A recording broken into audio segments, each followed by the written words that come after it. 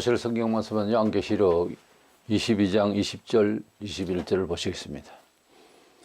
이것들을 정언하신 이가 이르시되 내가 진실로 속히 오리라 하시거늘 아멘. 주 예수여 오시옵소서. 주 예수의 은혜가 모든 자들에게 있을지어다. 아멘. 우리는 오늘 요한계시록에 대한 내용을 마지막 번째 보고자 합니다. 이 모든 예언의 말씀을 다 마친 후에 주님이 속히 오리라 이렇게 말씀하시고 요한은 주여 오시옵소서 이렇게 기다리는 말씀으로 표현했습니다. 이렇게 오시옵소서 하는 이 말에, 주님이 오신다는 이 말에 본문 20절에 엘코마이라고 하는 단어가 있습니다만은 고린도서 16장 22절을 보면 주님이 임재한다는 말이 아람어로 되어 있다는데 주께서 임하신다 이런 뜻입니다. 마라는 우리 주고 아다는 오다는 뜻으로서 붙여서 마라나다 발음상 그렇게 기록된 건데 보통 마라나다 이렇게 말하는데 본문에 헬라어에 나오는 말은 아니고요. 그래서 주님이 임하신다는 개념이 같아서 보통 주여 오시옵소서 뜻으로 마라나다 이렇게 읽습니다. 주님을 간절히 기다리는 마음으로 우리가 주를 사랑하고 또 주의 말씀을 보는 가운데서 우리가 삶을 살아가는 걸 신학적 용어로 종말론적 삶이라 그렇게도 말합니다. 어쨌든 주의 재림신앙이라고 보통 말하기도 한데 재림신앙이 빠지면은 즉 하늘나라 소망과 주님이 날 데리러 오신다는 이 신앙이 빠지면은 갈수록 신앙생활하기 어려운 세상을 우리가 만나고 있습니다. 때문에 주여 오시옵소서 마라나타 주의 재림신앙을 간직하기 위해서 오늘 주제로 마라나타라는 주제의 말씀으로 나누고자 합니다. 먼저는 세상 종말에 대한 예언의 말씀을 다 기록을 해놓고 또 여러 가지 섬세하게 환상적으로나 그림으로나 말씀으로 이렇게 기록되어 있는 이 요한계시록의 예언의 말씀은 반드시 주님이 오셔서 세상을 심판하고 성도를 구원하실 것이라고 하는 반드시 성취될 계시라는 겁니다. 시간은 과학적인 시간으로 크로노스 어제 오늘 내일 유한된 시간이 있고요. 그리고 하나님의 시간이라는 게 있습니다. 시간, 그 시간은 시즌 혹은 opportunity, 어떤 계절, 어떤 기회, 하나님께서 역사하시는 시간을 카이로스라고 그래요.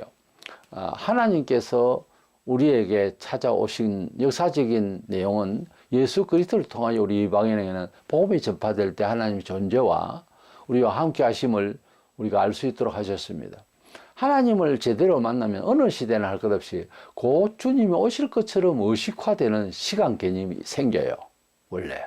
그래서 예수님이 세상에 오신 것은 종말론적으로 의식화를 위해서 오셨다 이렇게 표현도 할 수 있습니다. 예수 믿게 되면 마치 이제 곧 죽으면 하나님 나라에 갈 듯이 그렇게 살게 되어 있는 심정이 와야 정상입니다. 뭐 교회에 와서만 그런 생각이 드는 것이 아니고요. 오히려 예배를 드리고 예배당 출입을 하면서 그렇게 말씀을 자주 듣는 것은 더 강화하는 것이지, 거듭나서 하나님 백성이 되면 시간 개념이 하나님의 카이로스 시간 개념대로 들어가는 게 맞고 또 그렇게 되려고 기도하고 노력을 해야 됩니다. 안 그러면 명분반 교인이지 아무런 효과를 발휘할 수 없잖아요. 그 하나님 자녀는 하나님의 자녀다운 패턴으로서 세상을 살려고 하는 그런 구조적인 것, 그리고 의지적인 것, 이런 것들을 갖춰 나가야 됩니다. 여러 가지가 부족하죠.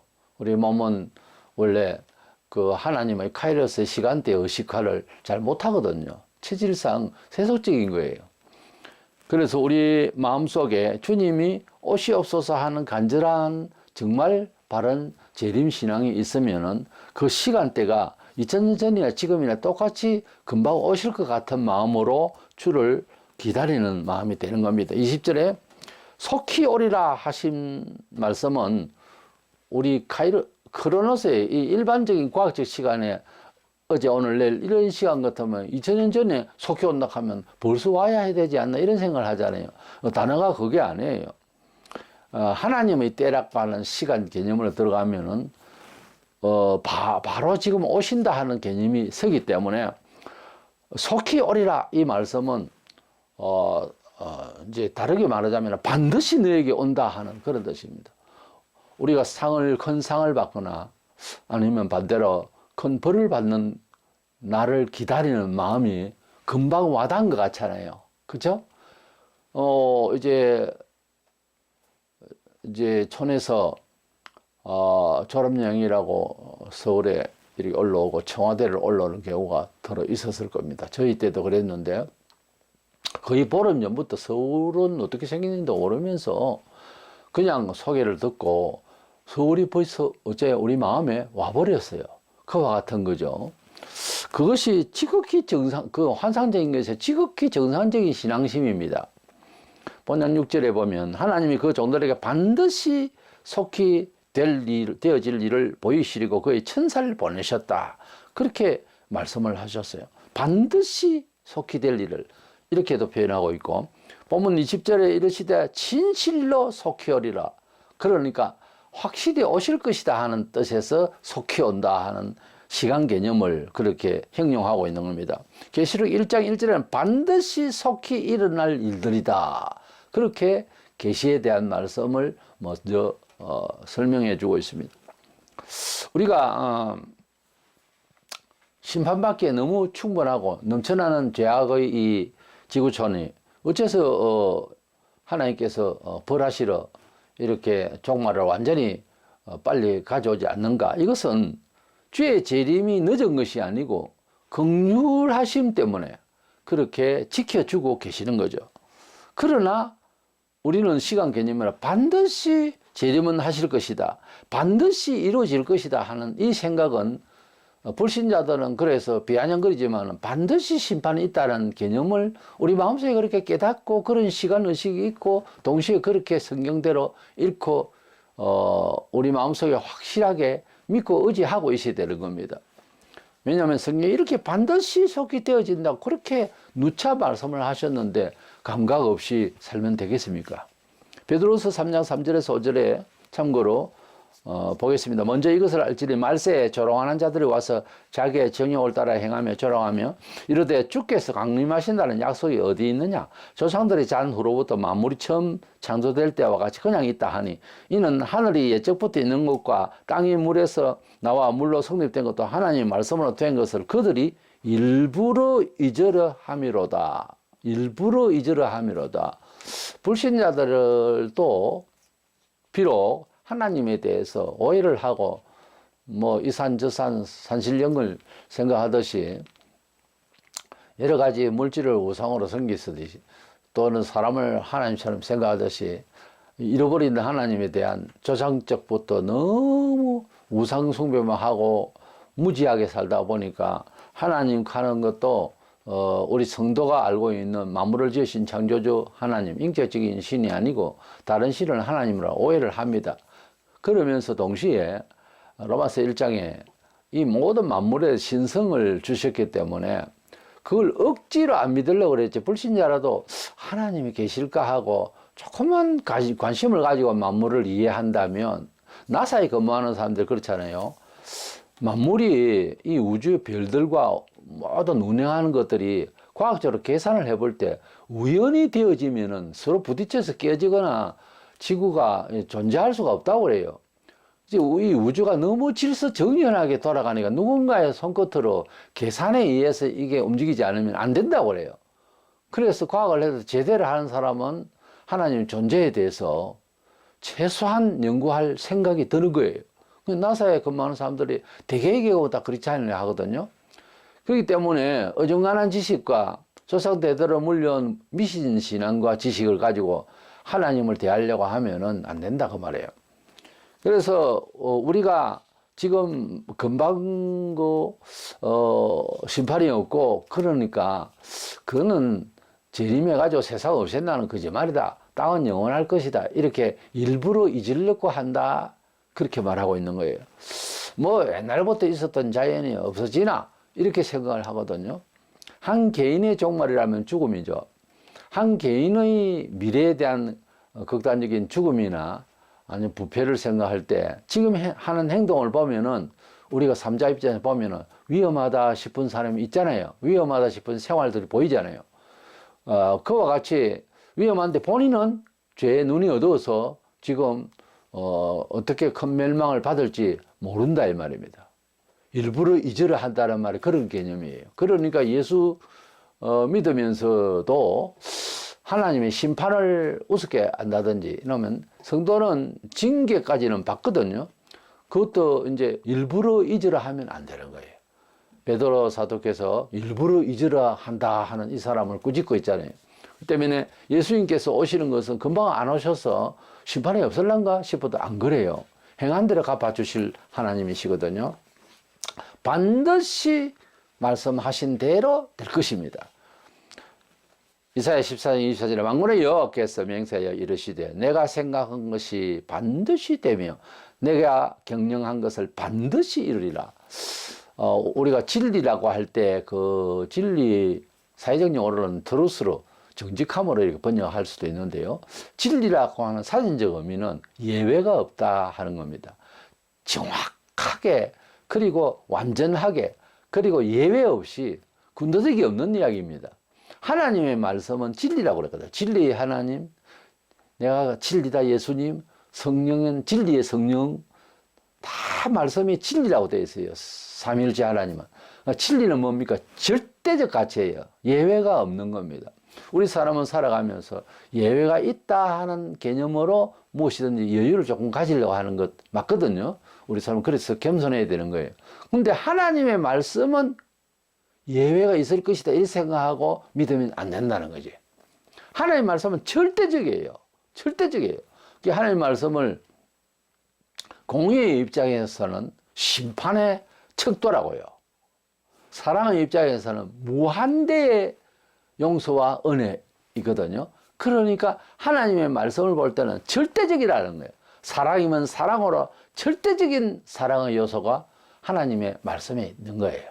그래서 하나님의 말씀은 절대적이니 반드시 이루어지니 예수께서 재림하셔서 우리의 슬픈 것을 우리의 눈물을 닦아주실 것이고 우리를 부활시켜서 아버지 나라에 데려갈 것이고 불신자들은 나의 대적은 나를 괴롭힌 자들은 언젠가는 벌받게 될 것이다.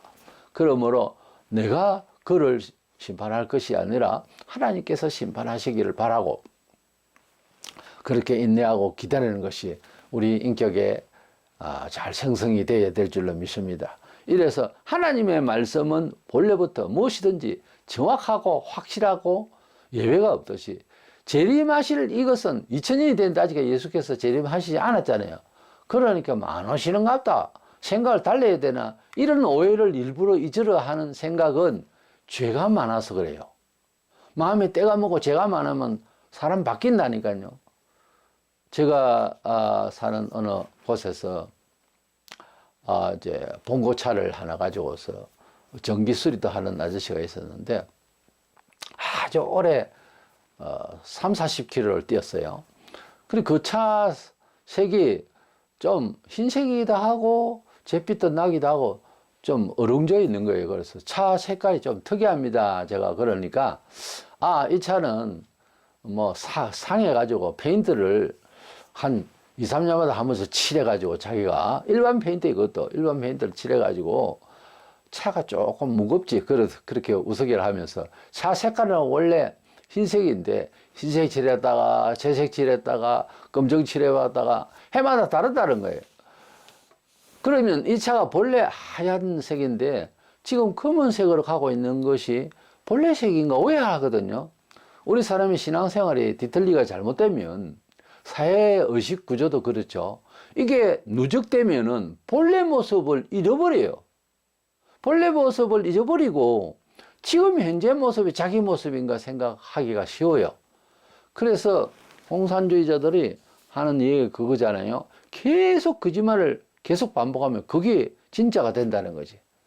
사기꾼들이 그렇거든요. 처음에 사기를 쳤을 때 사기꾼도 처음부터 사기꾼으로 태어난 건 아니잖아요.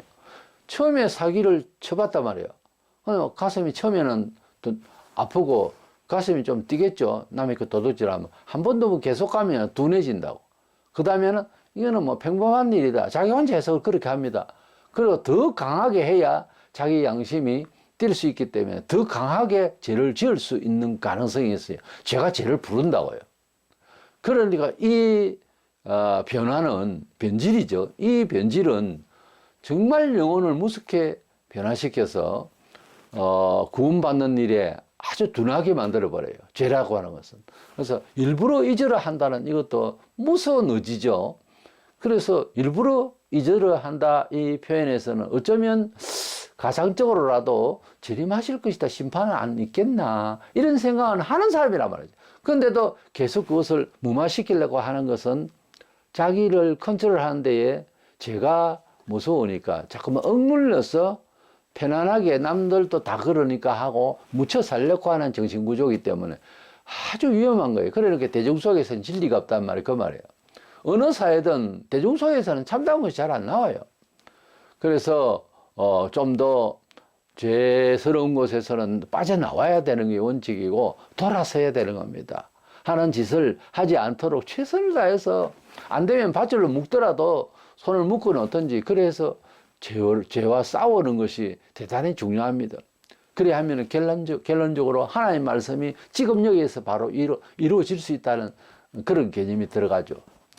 그래서 하나님의 말씀은 반드시 이루어진다. 두 번째 생각하는 것은 계시록의 이 말씀, 다른 말씀도 마찬가지입니다만 특별히 예언의 이 말씀의 권위에 대해서 변명을 하면 안 됩니다. 이런 말씀은 우리 시대에 안 맞다던도 이런 이야기를 19세기부터 자유주의 신학이 번성하면서 하나님의 말씀을 인간의 사회적 상황 윤리에 맞춰서 해석을 하려고 그러면 듣기는 아주 달콤하고 참 목사님이 요즘 시세를 잘 알고 우리 마음을 알려준다, 알아준다, 그리고 참 위로가 된다 이렇게들 생각하거든요. 그래야 부흥도 될 수 있어요. 그러나 하나님의 진짜배기 말씀을 벗어날 수가 있단 말이죠. 참된 하나님의 말씀은 감추어져 있는 계시이기 때문에 이것이 하나님의 뜻대로 제대로 이제 우리에게 와달라면 우리가 받아들이기에 너무 준비가 되지 않는 것들이 회개하고 돌이키고 이거 고쳐나가려고 하는 이런 회개 운동이 없이는 진짜의 하나님 말씀을 우리가 받아들이기가 어렵습니다. 때문에 그 어려움을 감내하지 못하고 설교자도 그만 사람을 성도들을 변화시키려고 부임을 해가지고 설교를 해나가도 말을 안 들으니까 목사 자신이 변해버린 거예요. 목사 자신이 변해버리고 교인은 그대로 이런 이제 추세가 전 한국에 지금 덮어져 있어요. 그래서 목사로서 일을 한다는 것은 참 그게 고독한 일이에요. 모두가 다 말을 안 들어도 노아처럼 그 8 식구만 말씀을 순종하고 배를 짓는다? 이게 참 어려운 이야기잖아요. 거의 불가능한 이야기예요. 보통 통계적으로 살고 사회상식적으로 살려고 그러지 누가 하나님의 말씀이라고 꼿꼿이 곧대로 따라가려고 하겠어요. 근성이 그렇게 안 돼 있는 데다가 사람들이 자꾸 그런 부추기기를 세속화로 자꾸 부추기니까 그게 발맞추다가 보면 지도자는 마지막 주님 앞에 심판대 가면은 그렇다고 해서 너까지 변질이 되면 어쩌냐 하고 하면 그때는 늦잖아요. 그래서 불법을 행하면서도 교회가 잘 된다. 야, 어째 또 병도 낫는 것 같아. 이런 식으로 능력을 행하고 실제 막 이런 사람이 있었어요. 마태복음 7장 21절, 23절에 그 사람은 버림을 당해요. 왜냐하면 하나님의 말씀대로 안 하고 불법으로 했다는 거예요. 노모스라는 율법의 반대가 아노미아가 불법을 행한 자라고 그렇게 말씀을 하셨거든요. 그래서 예수 믿을 때 능력을 많이 받아야 되느냐, 축복을 많이 받아야 되느냐, 말을 잘해야 되느냐, 감동적이냐, 그거 이전에 법대로 하는 것이 더 중요해요. 그게 냉정한 것 같아도 현명한 자는 원칙대로 산다는 말이 있어요. 하나님의 말씀이 먼저예요. 신약이 오기 전에 예수님이 오셔서 피를 흘리시기 전에 그것이 은혜가 되기 전에 왜 은혜가 되어야 함이 구약이 나오잖아요. 죄의 형별의 보통 율법이라죠. 율법을 통해서 나를 비추어 보니 이건 가당치 않은 거야. 이건 방법이 없는 사람이라고 하는 사실을 알게 되는 거죠. 그때 예수의 보혈이 필요하단 말이에요. 어쩌면 구약이 없으면 신약이 오해할 수 있는 여지가 있어요. 신약만 보고 은혜를 받는다 이러면 안 되는. 그러니까 사랑만 가지고 안 돼. 왜 사랑받아야 되는지 그 원인을 내 속에서 어떻게 하나님께서 나를 읽으시고 나를 이해하셨는가를 알아야 되는 거예요. 죄인이기 때문에 용서가 더 감사할 일이지, 죄인이라고 생각하는 깊은 깨달음이 없고 후회가 없고 회개가 없는데 하나님의 그 사랑이 어떻게 적용이 되죠? 그래서 마가 1장 15절에 회개하고 복음을 믿으라 그랬어요.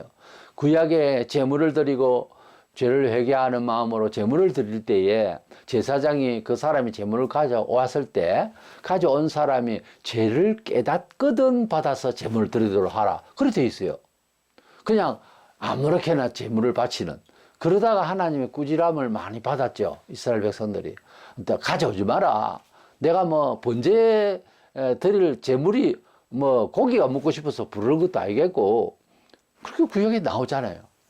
그래서 예수 오시기 2600년, 700년 전부터 타락한 모습이 보입니다. 이사야 시대부터 보면 엉망해. 내 집에 마당만 밟고 왔다 갔다 하는 거다. 그런 제물 싫다.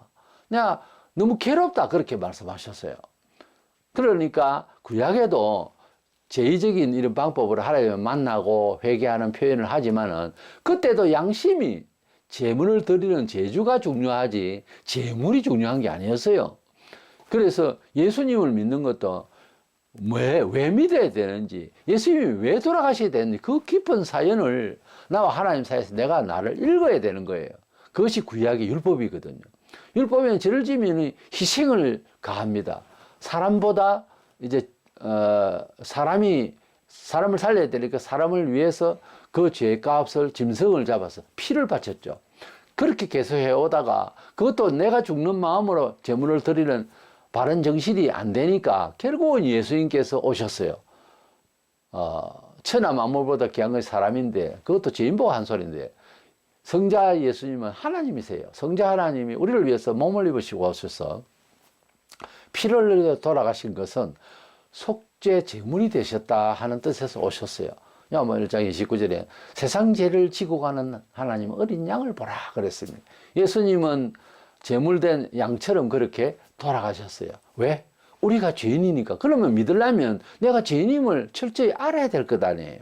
모르고 믿는다는 것은 말이 안 되는 거지. 우리 하나님께서 우리를 어떻게 사랑하시고 우리 하나님께서 우리를 위해 어떻게 말씀하셨는가를 볼 때에 이 말씀에 가감하고 인간적인 생각을 우리가 뭐 어려운 척 이렇게 말하면 안 된다 그 말이에요. 하나님 말씀에는 예 아니요 밖에 없어요. 가라 하면 예, 가지 마라 하면 예. 너 잘못 되려고 생각하느냐? 아니요. 예와 아니요를 분명히 할 뿐이지 말씀을 뭐 이렇게 이해시키려고 하나님을 도로 이해시키려고 되더니 말이 안 되잖아요. 우리가 하나님보다 사랑이 많겠어요? 하나님이 저주하고 심판하는 자를 불쌍하다. 그럼 내가 하나님보다 사랑이 많은 사람입니까? 그 이상한 소리를 많이 해요. 너는 안 났으면 좋을 뻔했다 하고 유다를 버리셨는데 유다의 독점을 막 가지는 교수가 있어요? 말이 안 되는 이야기예요. 우리가 죄가 없다 그 말이 아니고 유다가 잘못되건 잘못됐다고 이야기를 해야 되는 것 아닙니까? 그래 내가 그렇게 걸어가지를 안 할 것 아닙니까? 그럼 그걸 동료를 하면 어떻게 해? 나도 그런 정도로 하나님 봐주신다 이래서 자살해도 구원받아요? 그 말이 안 되는 소리예요. 본장 18절 19절에 보면 내가 이 두루마리 예언의 말씀을 듣는 모든 사람에게 정언하노니 만일 누구든지 이것들 외에 더하면 하나님이 이 두루마리에 기록된 재앙들을 그에게 더할 것이요.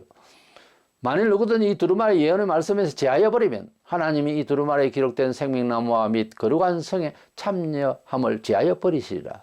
하나님 말씀을 가감하지 말라는 말이에요.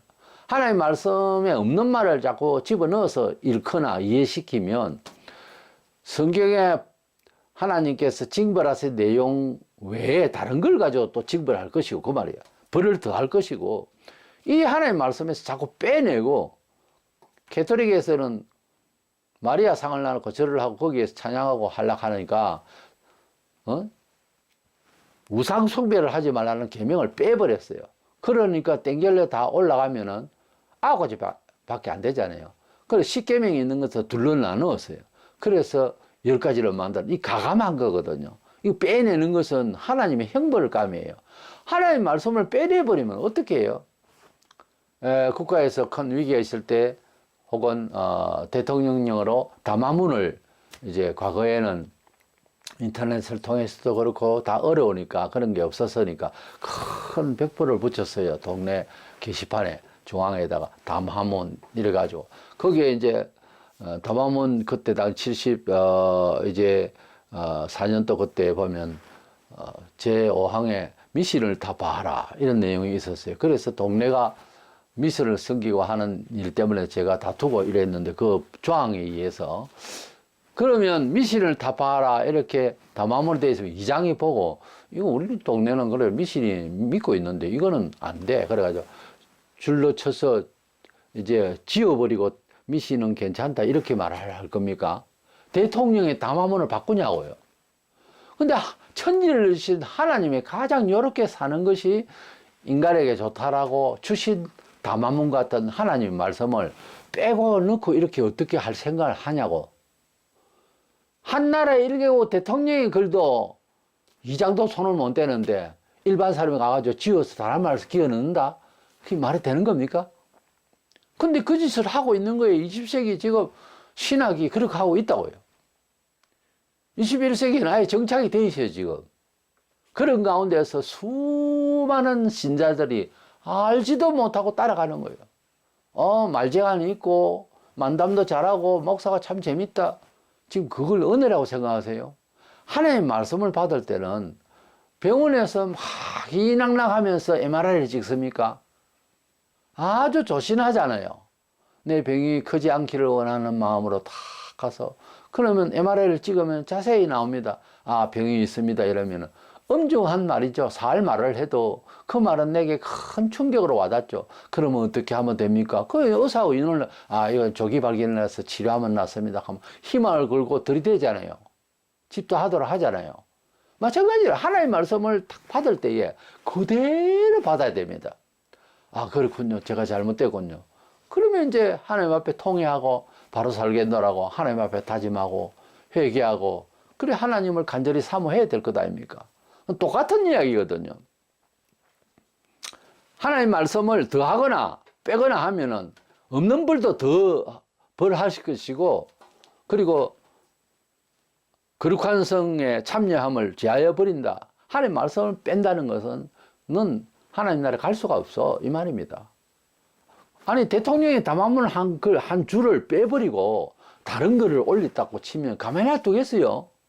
그것도 동네에 그냥 두겠어요? 국가에서? 말이 안 되죠. 그러니까 하나님의 말씀을 잘 모르면 그냥 두세요. 그냥 두는 게 나아요. 제가 초기 신앙 때에 박연현 박사님의 주석을 다 프리노트를 하면서 다 읽었는데 여러 번 잘 모르겠다 그렇게 표현을 하셨어요.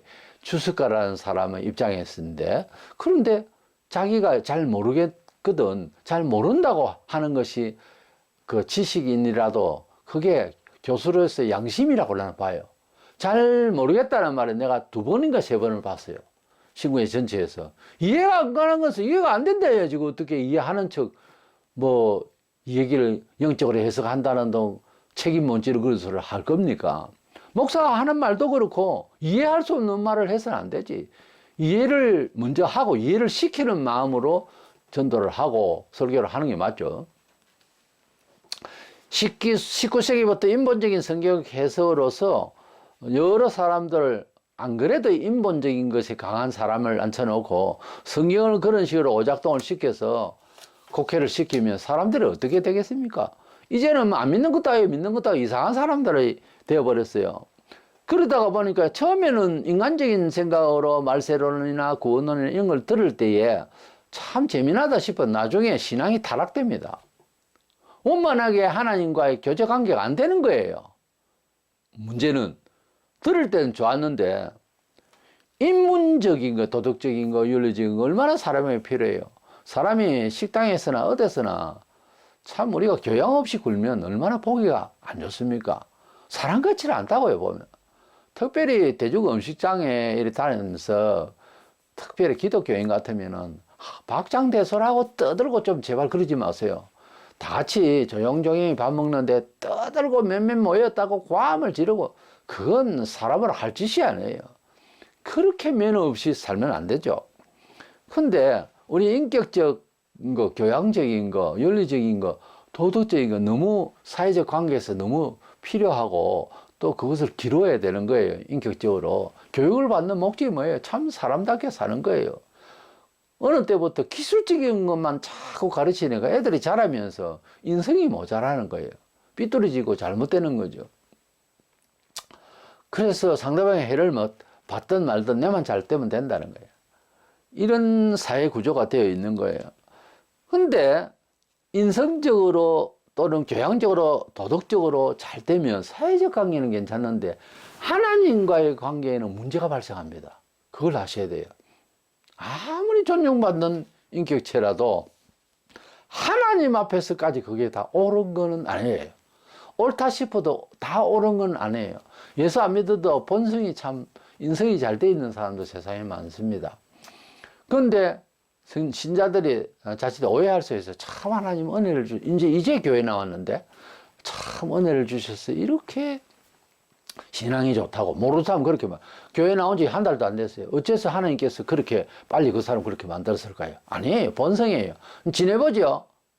그 인성이 좋게 보여도 하나님의 뜻에는 민감하지 못해요. 뭔 일을 하려고 하면 저 사람 왜 저래 못 따라오나 싶을걸요. 그러니까 하나님이 새로 교정 안 하면은 세상에 모든 것을 중생시키지 않으면 거듭나게 하지 않으면 하나님께 부적합해요. 아무리 좋게 보여도. 공자 같은 사람은 천국 갔을 거라고 이렇게 이제 말하는 그런 이단이 있죠. 나은용 씨가 그런 말을 했어요. 그런 나은목 목사 같은 그런 사람들이 장로랬다 목사가 돼가지고 동양의 선지자니 어쩌니 그렇게 공자를 이야기했거든요. 공자 같은 사람이 어딘데 싶어도 안 그래요. 그건 잘못 알고 있는 거예요. 공자가 인성적인 면에서 또 그 시대에 적합한 도덕적인 그런 것을 품격을 잘 말을 했지만 그게 하나님께 상달되는 그런 내용은 다 아니라는 거죠. 우리가 하나님께로 향할 때 겸손과 세상적인 이런 겸손과 같이 넣어놓으면 일상에서는 비슷하게 보여요. 근데 세속적인 이런 인간관계 인륜사상에만 충실한 사람이 교회에 갖다 놓으면은 교회의 일에 어떻게 순발력 있게 하나님 뜻대로 연합하고 목적하고 이것이 되느냐면 안 됩니다. 그게 잘 되는 게 아니에요. 오히려 더 늦을 수 있어요. 인간적인 면에서 이해한답시고 시간을 자꾸 늘지 그리고 순종을 빨리 못해요. 하도 점잖해가지고. 그래서 성경에는 점잖은 사람이 중요한 게 아니고 하나님을 향해야 되거든요. 발걸음이 빨리. 하나님을 순종하는 거하고 인간적인 겸손하고 다릅니다. 하나님 앞에 겸손은 뭐예요? 자기 주관을 버리고 어떤 면에서는 부모와 자식 간의 연도 끊더라도 하나님을 향해야 되도록 그렇게 예수님이 말씀하셨어요. 그러니까 하나님이 원하시는 겸손과 윤리의식은 다르다 이 말이에요. 그런데 자유주의 신학이 도입되면서 철학적으로 또 인문학적으로 사람을 그렇게 훈련을 시켜버렸더니 오늘날 교회가 하나님 앞에서나 사람 앞에서 존중받지 못하는 아주 비하되는 그런 시대를 우리가 살고 있어요. 뭐 현 정부가 어떠니 사회가 어떠니 해도요. 참 교회가 죄를 짓고 눈이 어두워져서 무력함 때문에 그렇게 비하되는 겁니다. 하나님 뜻대로 안 살아서 신명기 4장 2절에 내가 너희에게 명령하는 말을 너희는 가감하지 말고 내가 너희에게 내리는 너희 하나님 여호와의 명령을 지키라 그랬어요. 예수님께서 아버지의 말씀을 직접 직통 계시를 받잖아요. 하늘에서 음성이 들리고 말씀을 하셨는데 예수님이 하나님 아버지께서 주시는 말씀을 명령이라고 그랬어요. 예수님은 명령으로 받는다고 그랬어요. 우리가 하나님 말씀을 받을 때 군대식의 용어예요. 상관이 이래라 저래라 이렇게 전쟁통에서는 더 급하잖아요. 앞으로 전진하면 전진해야지. 다리가 아픈데요. 왜 꼭 가야 됩니까? 철학적으로 인문학적으로 이야기하고 만약에 말을 안 듣는다. 전쟁 시에는요. 군법에 의해서 총살을 해도 됩니다. 그때는. 아니 전체 동원을 해가지고 지금 베테랑급인 상관이 지시를 하는데 명령을 안 듣는다. 너무 급한데 그때는요 총살시켜도 괜찮은 거예요. 말을 안 들으면 가감하지 말라. 여호와의 말씀을 군대식으로 그렇게 명령으로 이렇게 받으라는 거예요. 그렇게 놓고 보면 우리가 가타부타 하나님 말씀을 놓고 인간적으로 하나님 말씀은 순종의 대상이지 연구의 대상이 아니에요. 연구를 너무 많이 하다 보니까 안 믿어지는 거야. 현대신앙의 약점이 공부를 많이 하고 이런저런 측면, 우면, 상하로 막 하나님의 말씀을 찔러서 쪼개어서 막 해부를 해가지고서 연구를 해보면 과연 하나님 말씀이 맞는가 연구를 해보면 할수록 참 재미나게 학문은 춤을 추는데 결론은 뭐예요? 안 믿어지는 거야. 그러므로 믿기 참 어렵네. 이렇게 되는 거예요. 너무 많이 인간적으로 해석하다 보니까. 그러니까 우리 하나님 말씀을 명령어로 여기고 예와 아니오를 분명히 말하고 그냥 순종할 뿐입니다. 세 번째 생각하는 것은 우리 종말의 예언을 받았습니다. 예수께서 오실 것을, 재림하실 것을, 세상 종말이 있을 것을 우리 성도들은 다 들었어요. 저는 이것을 좀 더 깊이 몇 조간을 해서라도 들어야 된다고 봐요. 상세하게. 일단 예수께서 재림하신다는 것까지는 들어놔야 돼요. 예수 믿는 복 받는다. 맨날 이것만 들으면 재림에 대해서는 아예 듣지도 못한 사람도 많아요. 재림을 들으면은 이제는 어떻게 해야 되느냐. 전파할 의무가 있어요. 왜냐하면 구약시대 때 2600년 전에 다니엘 12장 4절에 다니엘아 마지막 때까지 이 말을 간수하고 이 글을 봉함하라. 예언의 말씀 같은 계시의 말씀이라도 마지막 때에 대한 말씀을 내용을 하는 그 말씀은 이거 때가 아니니까 봉함하라. 다른 사람한테 알리지 마라. 그런 말씀을 하셨다가 본장 10절에 보면 또 내게 말하되 이 두루마리의 예언의 말씀을 임봉하지 말라. 봉하지 말라. 때가 가까우니라. 이 때가 카이로스 하나님 시간대를 말해요. 하나님께서 이제 의도적으로 종말론적인 입장에서 성도를 치리하고 또 종말론적인 그런 예언의 말씀이 이루어질 것이고 이 마지막 때가 되었으니 이 말을 가두지 말고 이제 전파하라 그렇게 명령을 하셨어요. 그게 지금부터 2000년 전이거든요. 예수 믿으면 때가 종말이라는 것을 함께 알아야 된다는 그런 의도죠. 알고 보면. 예수 믿는다면서 종말에 대해서 관심이 하나도 없고 복 받으러 간다. 이거는 잘못된 신앙이래요. 이거는 성경에 말하는 구원받는 신앙이 아니에요. 이건 일반 종교에서는 할 소리죠. 바로 심판되는 겁니다. 이런 신앙은. 잘 들으세요. 하나님 말씀을 받는 것은 2000년 전이잖아요. 하나님 말씀을 받았고 예언의 말씀을 그리고 종말에 대한 말씀을 받았잖아요. 그 말씀을 받는 그 순간 예수 믿는다 하는 그 순간입니다. 사실은 그때부터 때가 가깝다. 카이로스 하나님 시간에 왔다 그 말이에요. 즉 하나님 시간 안에는 옛날이나 미래나 항상 현재예요. 그러니까 예수를 믿으면은 동시에 구원도 받았지만은 주께서 곧 오실 것이라는 믿음도 생겨야 정상인 거예요. 왜? 하나님이 가까우시니까, 때가 가까우시니까 하나님께서 의도하실 일들을 곧 바로 이어서 역사하실 테니까. 그러니까 예수께서 오시는 것은 몇 년, 몇 월, 몇십 날 오시는 것이 아니라 내 마음을 먼저 재림하시고 계셔야 되는 겁니다. 그것이 이제 재림을 확실히 믿는 신앙이 되거든요. 그래서 종말 예언을 모든 사람에게 또한 밝히 말을 해줘야 될 명령을 하셨어요. 때가 가까우니까 이제는 전파해라. 그러니까 인간의 시간대에 봐서도 지금은 정말 말세 맞잖아요. 옛날에는 이쪽 저쪽이 네트워크가 안 돼서 서로 통신이 안 되니까 몰랐지만 지금은 온 세계를 한 방에 다 알잖아요. 뉴스를 금방금방 외국의 뉴스를 바로 접할 수가 있잖아요. 인터넷 통해서. 보면 모든 것이 자원도 고갈되고 위험한 처지에 와 있고 전쟁은 옛부터 지금까지 수천 번씩 하고 있으니까 전쟁은 전쟁이라 하지만은 모든 사람의 인간적인 이런 도덕성도 다 파괴되어 있고 완전히 세상이 지금 공산화로 가고 있어요. 적그리스도가 지배할 그런 스타일로 지금 준비되고 있다고요. 거의. 그리고 종교계도 변질이 돼가지고 많은 주의 종들이 타락하고 너무 무서운 시대를 우리가 살고 있는 거예요. 정보는 산더미같이 재 있는데 거짓말이 너무 많고 정보에도 쓰레기예요, 완전히. 그러니까 참 진정한 예수, 참 진정한 미래, 참 진정한 내세에 대한 바른 정보, 바른 복된 말씀을 우리가 들어야 되겠는데 그러지를 못하고 있는 시대다 그 말이에요. 이렇게 지식이 만연하고 지식을 정보를 받을 그런 방편이 많아도 옳은 것을 받지 못하니까. 많은 것이 중요한 게 아니라 옳은 게 있어야 되는데 옳지를 않으니까 내가 옳지를 않는 건지 아닌지를 서로 다 모르는 거예요. 말세가 되니까. 원래 벌 받으려면 이 정도 가는 겁니다. 유대인들이 뭐가 뭔지 잘 모를 때 벌을 받았거든요. 사람이 아프다 그러고 병원 가면 어디 아픕니까? 여기 아픕니다. 뭘 어쨌습니까? 그러면 어서다 빨리 진찰을 뭐 할 필요도 없이 바로 대처할 수 있죠. 수술도 할 수 있고. 근데 어디 아픈지도 모르면서 말도 못 하고 그냥 송양어치 가면 이건 뭐 어디가 아픈지를 의사가 찾아야 되니까 그런 상황이 되면 형벌이 다 된 거죠. 죽을 날이 다 됐다 그 말이에요.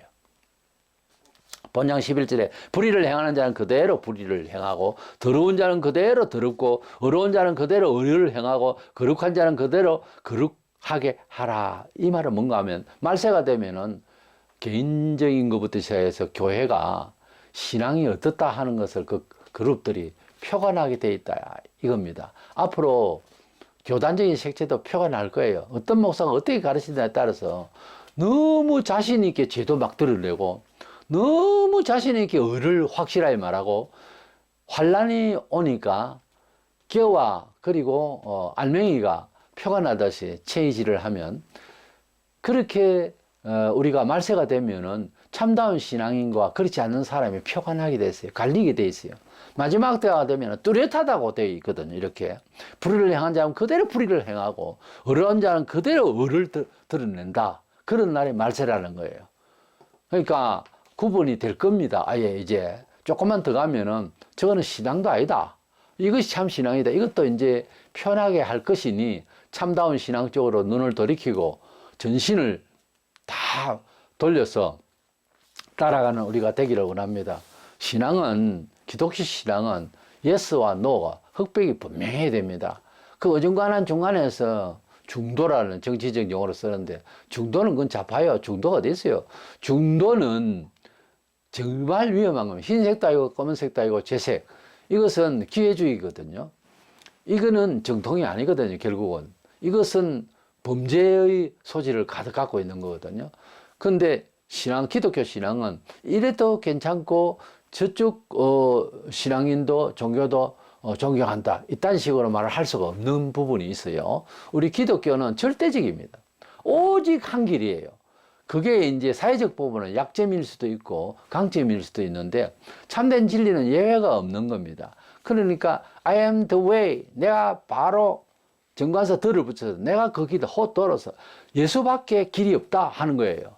그러니까 부딪혀져. 세상적으로는. 인문적으로는 부딪히죠. 다른 종교도 존경해야지. 여기 부딪히는 거예요. 근데 그렇게 할 수가 없어요. 아닌 건 아니라고 이야기를 해야 되는 거예요.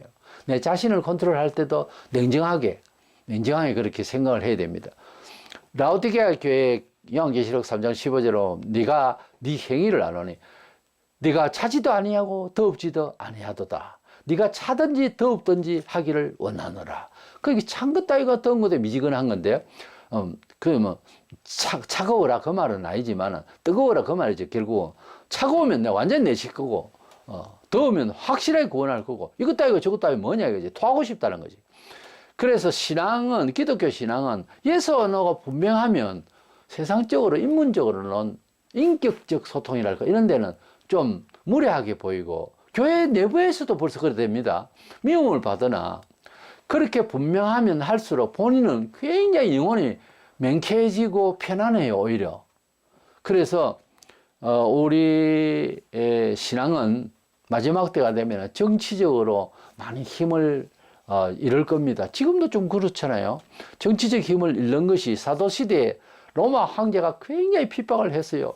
베드로 네로 황제 때 결국은 이제 죽임을 당하는 그런 상황이 벌어지는데 우리는 정치적인 이런 힘에 의해서 세례 요한도 정치적 그런 상황이잖아요. 요한 헤롯 보고 지적하는 것은 정치적 상황에 싸우는 것은 굉장히 위험한 거예요. 사실은 할 일 다 했으니까 세례 요한은 순교를 하고 말아야 할 지경인데 어떻게 보면 그래요.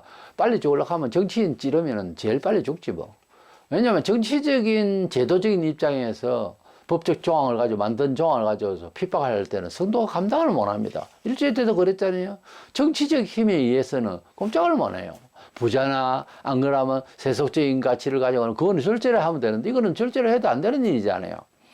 이런 것을 이기려고 하면은 분명한 게 참 좋습니다. 때로는 우리가 너무 두려운 순간에도 분명하게 예수를 고백한 사람이 살아남은 경우가 들어있어요. 그러니까 끝은 모르거든요. 분명하게 이야기를 하다가 수많은 사람들 순교는 당했지만 때로는 확실하게 말하는 바람에 불신자도 너무 감동을 받아가지고 이런 처지에 어떻게 저렇게 예수 믿는다고 확실히 저렇게 주일 성수한다고 회사에도 나오지 않았을까 하면서 이제 점검하러 왔던 국회의원이 놀래가지고 그 사람 승진시키라고 그러고 신앙생활 저렇게 철저한 사람은 회사에도 잘할 거야 하고 장부도 검사 안 하고 그런 일이 있었던 실제가 있었어요. 우리가 주님 오시옵소서 20절에 아멘 주 예수여 오시옵소서 하는 이 기도가 요한도 너무 핍박받는 중에 밤모섬에서 기양살이 하면서 우리 주님의 오심을 보았잖아요. 재림하실 것에 대해서 주여 어찌든지 빨리 오시옵소서 하는 뜻인데 우리 신앙이 갈수록 신앙을 신앙답게 품고 내 생활에서 하나님의 인도하심을 효과적으로 발휘하고 살아가려면 상당히 어려울 거예요. 앞으로 갈수록. 그러나 주여 오시옵소서 하는 이 마라나타의 신앙을 주의 재림 신앙을 안고 있으면요 흔들리지 않습니다. 때로는요 상상지도 못하는 그런 은혜의 역사의 그런 일들을 만나게 돼요. 하나님을 가장 사랑하는 자는 하나님을 간절히 찾는 자는 행복을 받을 수밖에 없어요. 어떤 시대든지 그래요. 말세나 옛날이나 마찬가지예요. 그것을 알고 하나님의 가이로스의 시간대 즉 예수님을 정말 사모하면 주의 재림까지 사모하고 기다리는 마음이 됩니다. 그걸 종말론적 신앙이라 그래요. 우리가 하나님을 만났음에 이 세상은 온데간데 없고 천국만 우리 가슴에 우리 눈에 늘 이렇게 가득 차면 이 세상을 이길 수 있는 이상한 힘이 있고 또 작동이 바로 되어서 은총을 받는 역사도 받을 수가 있습니다. 때문에 주여 오시옵소서 이 마라나타 신앙 주님을 기다리는 신앙으로 세상 승리하시기를 주의 이름으로 축원합니다.